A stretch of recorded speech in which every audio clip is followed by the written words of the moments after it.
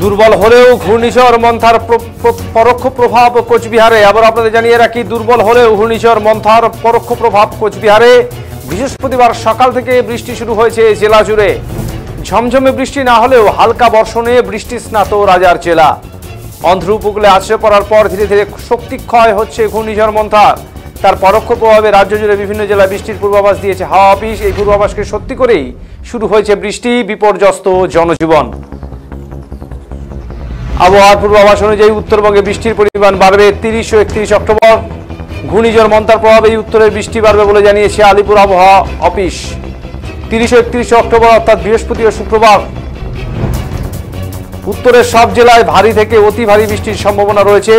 বিশেষ করে উপরের 5 জেলা অর্থাৎ দার্জিলিং, কালিম্পং, জলপাইগুড়ি, কোচবিহার ও আলিপুরদুয়ারে ভারী থেকে অতি ভারী বৃষ্টি হতে পারে।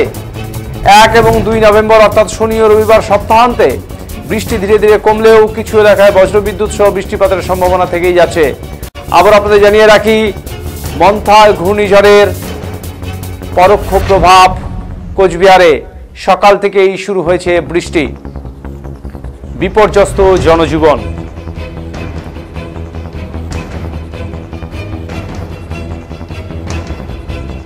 বৃষ্টি ছাড়িয়ে হয়েছে, আমাদের কাজে খুব অসুবিধা হচ্ছে, কাজে হচ্ছে এই অবস্থা আমাদের কাজে না বৃষ্টি আমাদের।